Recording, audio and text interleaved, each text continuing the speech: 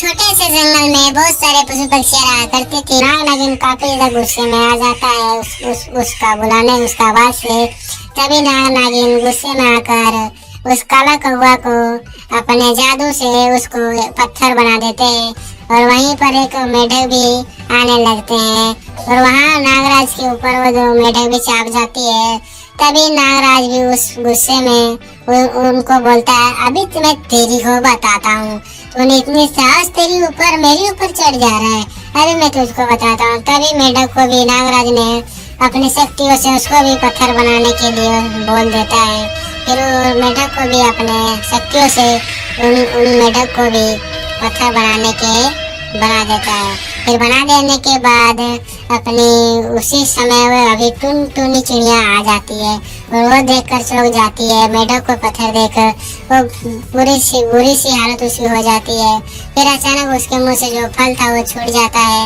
वही नागराज के सामने वो फल धीरे धीरे गिर जाता है। तभी वहाँ पे नागिन बोलती है, हमारे तपस्या में आज इतनी बाधा क्यों हो रही है? हम इतनी ज्यादा तपस्या कर रहे थे, उस दिन बाधा नहीं हो रही थी, लेकिन आज हमारी तपस्या में बाधा क्यों हो रही है? हाँ तुम सही कह रही हो, आज बाधा क्यों हो रही है?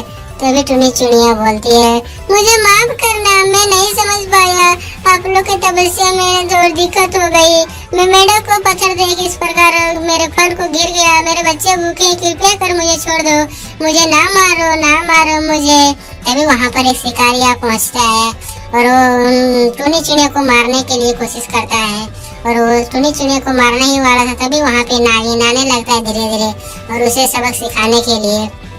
तभी वहाँ पे नागिन उसे हा वो जो है रहने वाला है वो हंसने लगता है। फिर नागिन उसको बोलता है, अरे दुष्ट, तुम यहाँ से चला जा, इसको इन्हें क्या तुमको बिगाड़ा है, क्यों मार रहा है? तभी दुष्ट को मारने चला जाता है। नागिन उसको डस लेता है उसको। फिर वहाँ से वो बोलता है, अरे बाप रे, मैं मर गया, मेरे को मार दिया नागिन ने। फिर वो मरने लगता है। फिर टुनी चिड़िया बोलती है, मुझे माफ कर दो, वाह आप कितना अच्छा है, हमको बचा लिए, आपके मैं सदा बारी रहूंगा। यही कहकर टुनी चिड़िया काफी ज्यादा बातचीत करने के बाद फिर वहाँ से वो जाने के लिए वो चला जाता है। फिर धीरे धीरे वहाँ रात हो जाती है। तभी रात में उन जंगल में दो साधु आते हैं। उन दो साधु आते आते वहाँ एक रोशनी दिखाई देती है। तभी उन साधुओं को काफी ज्यादा उस रोशनी पर बातचीत करते हुए बोलते हैं, अरे भैया, वहाँ पे देखो रोशनी दिखाई दे रही है, क्यों ना इस रोशनी को देखा जाए? हाँ तुम सही कह रहे हो, इस रात में इतनी ज्यादा रोशनी यहाँ पर कौन जलाएगा, चलो देखते हैं। फिर ये दोनों बहुत ज्यादा बातचीत करने के बाद यहाँ पे वो दोनों जाने के लिए तैयार हो जाते हैं। धीरे धीरे वहाँ पे जब पहुँचता है तो देखते हैं कि वहाँ पे एक बड़ा सा हवेली है और वहाँ दो नाग नागिन रहते हैं। तभी दो नाग नागिन देखकर उन दोनों को हैरान सा हो गया। इन नाग नागिन ने इस दिन की बहुत अच्छी तपस्या होने के कारण काफी ज्यादा इन लोगों की शक्ति बढ़ गई थी। इन दोनों बातचीत करते हुए इन दो तपस्या वाले बूढ़ों ने देख लिया, तांत्रिकों ने, अरे भैया ये देखो नागमणि, ये दोनों अगर मिल जाए तो कितना अच्छा रहेगा, क्यों ना इस नागमणि को ले लिया जाए। हाँ तुम ठीक कह रहा है छोटू, इस नागमणि को हम जरूर लेंगे, लेकिन अभी नहीं ले पाएंगे, क्यों ना इसको सुबह में लिया जाए, अभी छोड़ दो, बाद में बात करते हैं इस नागमणि को, इसको तो सुबह में इसकी शक्तियाँ कम हो जाती है। ठीक है भैया, बाद में लिया जाएगा। तभी वो दोनों तपस्या करने लगते हैं। वही रात में तपस्या करते करते वो दोनों पूजा पाठ किया करते हुए सुबह हो जाते हैं। फिर सुबह हो जाने के बाद वो दोनों बीन बजाने लगते हैं, अपनी नाग नागिन को अपनी ओर आकर्षित करने लगते हैं। फिर नाग नागिन धीरे धीरे वहाँ पर आ जाती है और उससे नागिन बोलती है,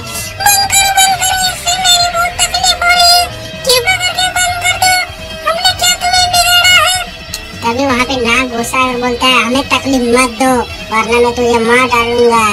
तभी वहाँ पे तांत्रिक लोग बोलता है, ठीक है मैं बंद कर देता हूँ, लेकिन मुझे जो चमकदार नागमणि है उसे मेरे को दे दो, नहीं तो अन्यथा मैं आप लोग को बीन बजाकर जान मार डालूंगी।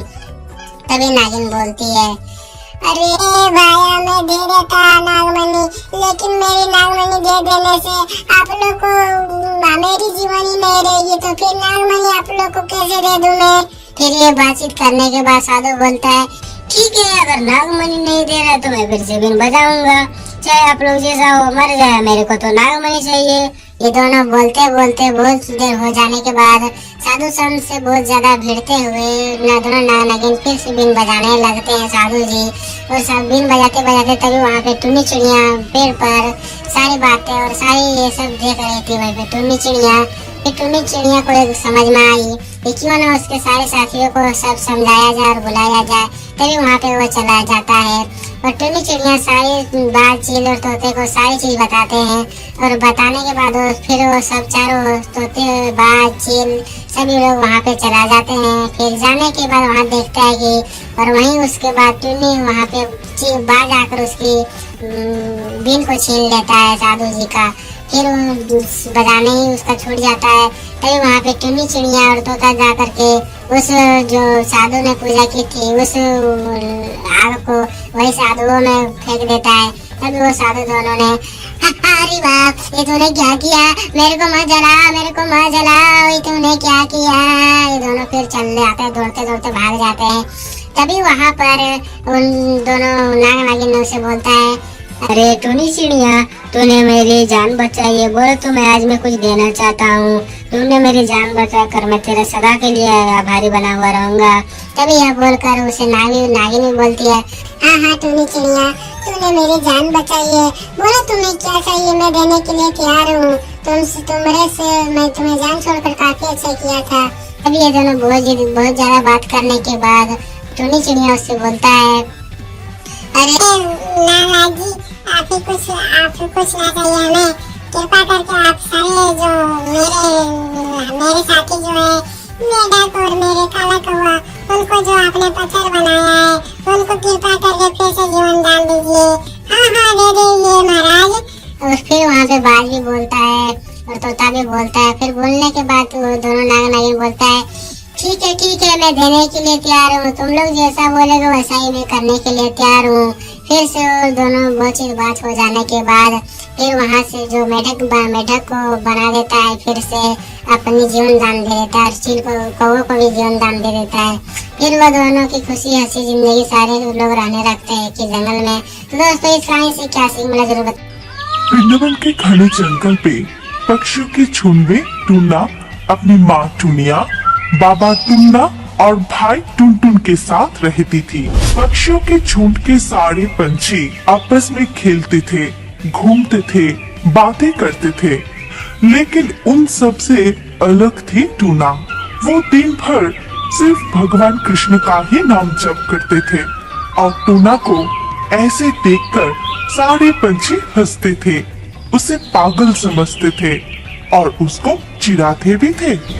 एक दिन जब सारे पक्षियाँ बैठ के बातें कर रहे थे, तभी टूना अकेले ही कृष्ण भगवान के नाम जपते हुए नदी के किनारे पेड़ पर बैठी थी। हरे कृष्णा हरे कृष्णा हरे कृष्णा। तभी एक नन्हा सा बालक अपनी गाय के साथ खेलते हुए उस पेड़ के नीचे आता है। फिर, अरे तुम कौन से पंछी हो जो इतने मीठा से कृष्ण भगवान की नाम ले रहे हो? मैं टूना, लेकिन तुम कौन हो? क्या तुम्हें हम पक्षियों की भाषा समझ आती है? मेरा नाम मुकुंद है और मैं सबकी भाषा समझती हूँ। मेरे दोस्त गाय की भाषा, नाग की भाषा, पंछियों की भाषा, इस नदी की भाषा और हवा का भाषा समझ सकता हूँ। लेकिन तुम इतने अकेले में क्यों बैठे हो? क्या तुम्हारा कोई दोस्त नहीं? मुझे किसी से भी बात करना अच्छा नहीं लगता। मैं तो पूरा दिन कृष्णा भगवान की नाम जपती हूँ और इसीलिए सब मुझे चिढ़ाते हैं, परेशान करते हैं। मुझे बहुत दुख होता है, लेकिन तुमसे बात करने में मुझे बहुत अच्छी लग रही है। ठीक है, तुम मेरे दोस्त गाय से मिलो। ये मेरा दोस्त गाय है, ये हमेशा मेरे साथ ही रहता है। अब चलो तुम्हें मेरे और एक दोस्त नागराज से मिलवाता हूँ। ये कह के मुकुंद गाय के साथ टूना को लेकर एक गुफा के पास जाता है। फिर नागराज, ओ नागराज। जी प्रभु, क्या आदेश है? इनसे मिलो। ये है टूना। ये हमारा नया दोस्त है। अगर इसे कोई भी परेशानी हो तो तुम जरूर मदद करना। जी प्रभु। इसके कुछ दिन बाद एक दिन टूना जब एक फल खा रही थी, तभी ना जाने कहां से चील आके टूना की फल छीनकर उड़ जाता है और पीछे से सारे पंछी हंसने लगते हैं और चोंच से उसके पंख खींचने लगते हैं। तभी टूना बहुत रोने लगती है। तुम सब बहुत बुरे हो। मैंने तुम लोगों का क्या बिगाड़ा है?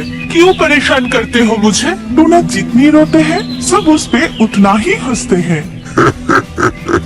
तो क्या बिगाड़ेगा रे छोटी सी पागल पंछी? मैं पागल नहीं हूँ। मैं कृष्णा भगवान के भक्त हूँ और देखना आप सबको कृष्णा जी एक दिन जरूर सजा देगी। अच्छा, तो हम भी देखते हैं कि इस वक्त को कृष्ण भगवान जी कैसे बचाता है और हमें कौन सा सजा देते हैं। तभी टूना और जोर जोर से रोने लगती है। इधर नागराज को टूना की रोने की आवाज सुनाई देता है। फिर ये तो टूना की आवाज है, वो रो रहा है। कुछ तो हुआ है, मैं जाके देखता हूँ। इसके बाद नागराज वहाँ पहुँच के चुपके से सब कुछ देखता है। फिर बड़ा सा नाग का रूप धारण करके सबको डराता है। अरे बाप रे, कितना बड़ा नाग! टूना हमारे दोस्त है। तुम सब टूना को परेशान करना बंद करो, नहीं तो मेरे जहर से कोई भी नहीं बच पाओगे। हमें माफ कर दीजिए नागराज, फिर कभी हम टूना को परेशान नहीं करेंगे। ये बात हमेशा याद रखना। टूना, तुम अपना ध्यान रखना। अगर कोई भी परेशानी हो तो जरूर बताना। मैं चलता हूँ। ठीक है नागराज, तुम भी अपना ख्याल रखना। फिर एक दिन टूना अपने भाई टुनटुन, माँ टुनिया और बाबा टुन्ना के साथ घास के दाने खाने के लिए खेत में उतरे। तभी दो शिकारी आए और जाल फेंककर उन्हें पकड़ लिया।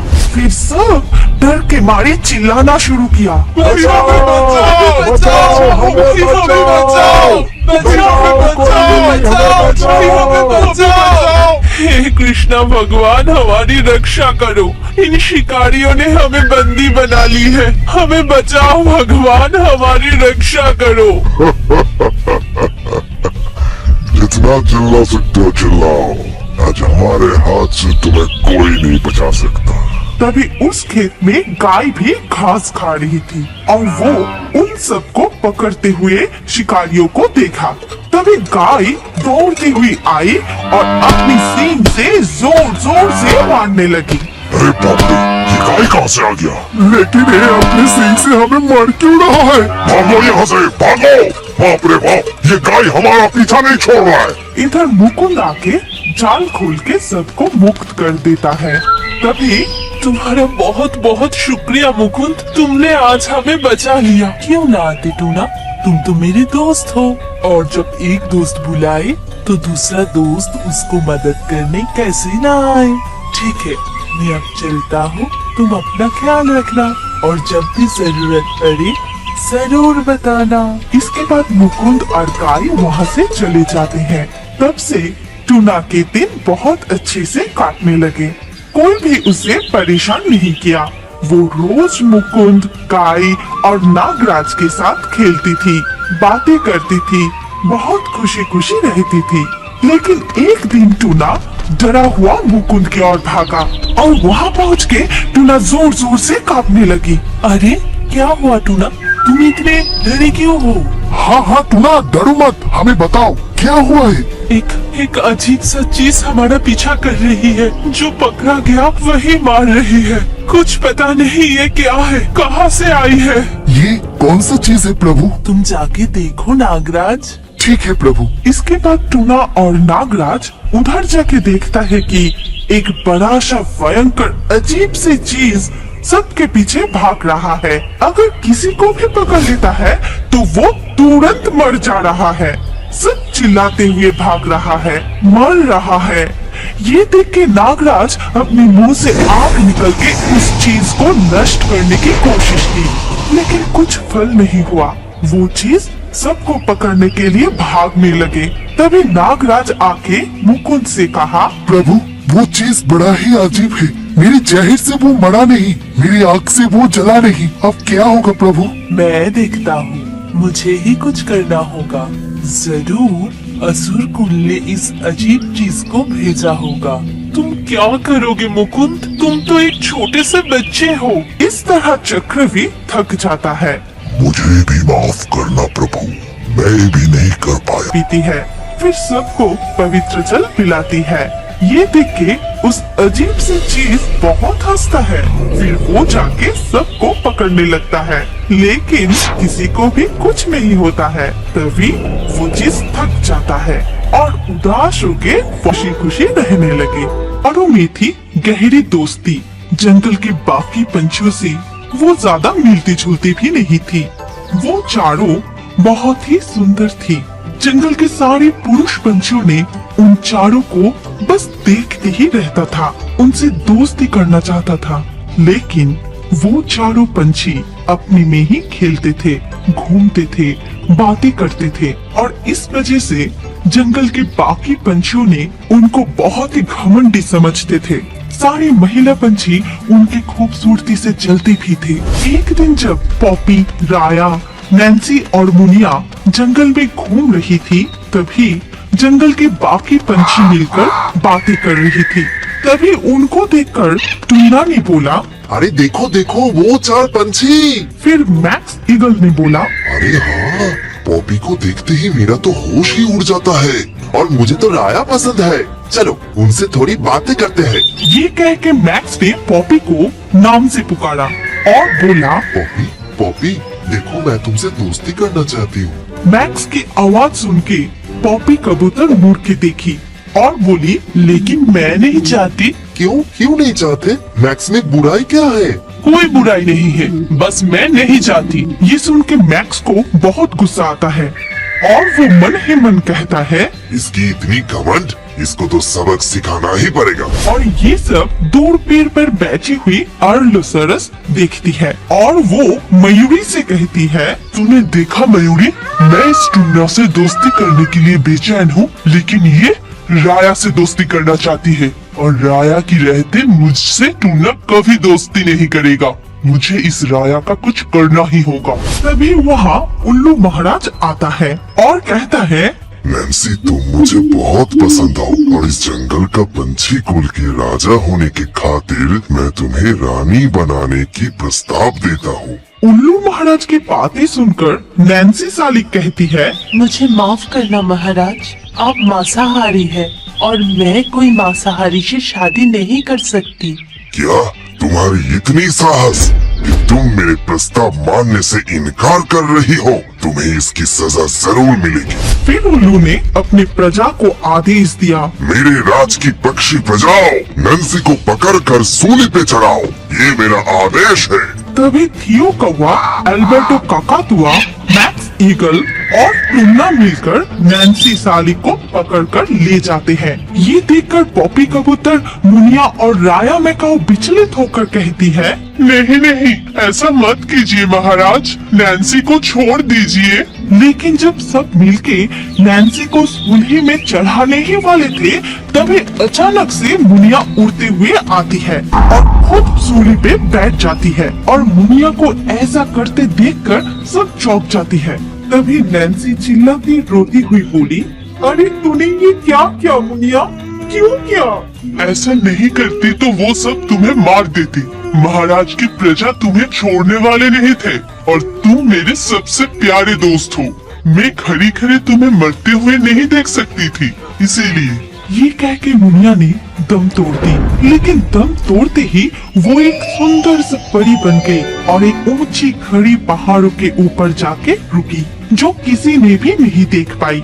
इसके बाद फिर एक दिन मैक्स ने पॉपी के लिए एक फल लेकर आया और बोला, पॉपी आज मेरा जन्मदिन है और मैं सबके लिए फल लाया हूँ। मैं जानता हूँ तुम मुझसे दोस्ती करना नहीं चाहते, लेकिन इस जंगल के सदस्य होने की खातिर मेरे जन्मदिन पर एक फल तो खा सकती हो ना? ठीक है, आज तुम्हारा जन्मदिन है और आज के दिन मैं तुम्हें उदास करना नहीं चाहती। जन्मदिन मुबारक हो। ये कह के पॉपी जब फल को खाने जा रही थी, तभी वहाँ नैन्सी आती है और कहती है, रुको पॉपी, मुझे इन पे विश्वास नहीं है, इसीलिए ये फल पहले मैं खाऊंगी। अगर मुझे कुछ नहीं हुआ तब तुम खाओगे। ये कहते ही नैन्सी फल खाना शुरू करती है और नैन्सी को फल खाते देखकर मैक्स डर के मारे वहाँ से भाग जाता है। नैन्सी फल खाते ही मर जाती है। तभी वहाँ राया पहुँचती है। ये क्या हो गया मेरे दोस्त? मुझे बचाने के लिए तूने जहर पी ली। मैं अपने इतने अच्छे दोस्त को खो दी। अगर मैं यहाँ पहले आ जाती तो तुझे वो फल खाने ही नहीं देती, मैं खा लेती ये जहर। ऐसा मत बोल मेरी प्यारे दोस्त, अब एक तू ही तो रह गई मेरे लिए। नैन्सी भी मरते ही एक परी बन गई और वो भी उसी खड़ी पहाड़ों पे जाके रुकी। इधर पॉपी और राया रोने लगी। ऐसे ही कुछ दिन बीत गए। पॉपी और राया अब पहले जैसे खुश नहीं थे। वो खेलते नहीं थे, हंसते नहीं थे, सिर्फ उदास होके इधर उधर घूमते थे। टुन्ना तभी भी राया के पीछे पड़े थे। वो किसी भी तरह से राया का दोस्त बनना चाहता था और ये सब छुप छुप के देखती थी अर्लो। अर्लो जितना देखती थी उतना ही उसकी गुस्सा बढ़ जाती थी और वो सारे गुस्सा राया पे निकलना चाहती थी। एक दिन रात को जब राया और पॉपी अपने पसंद का पेड़ पर सो रही थी, तब अर्लो चुपके से वहाँ उस पेड़ के नीचे आती है और मन ही मन कहती है, बहुत हो गया राया, मैं तुझे और सहन नहीं कर पा रही हूँ। तुझे बहुत घमंड है ना अपनी खूबसूरती पे। अब तो तुझे मरना ही होगा और तेरे मरने के बाद ही मुझे मेरी दोस्त टुन्ना मिलेगी। ये कह के अर्लो ने चुपके से उस पेड़ पे आग लगा दिया और उस आग से पॉपी राया को बचाने लगी। तो राया पॉपी को दोनों ने एक दूसरे को बचाते हुए आखिर में दोनों ही जलकर मर गई और मर जाते ही दोनों परी बन गई। फिर दोनों ही उस खड़े पहाड़ों पे जा पहुंची जहाँ पहले से ही नैन्सी और मुनिया रुकी थी। वो समझ नहीं पा रही थी कि वो चारों परी कैसे बन गई। वो समझ रही थी चिड़िया और चिड़ा की प्रेम कहानी। एक दिन चिड़िया चिड़े से कहती है, तुम मुझे कभी छोड़कर उड़ तो नहीं जाओगे? चिड़िया की बात सुनकर चिड़ा कहता है, नहीं, अगर उड़ भी जाऊं तो तुम मुझे पकड़ लेना। चिड़ा की बात सुनकर चिड़िया कहती है, मैं तुम्हें पकड़ तो सकती हूँ, सिर्फ पा नहीं सकती।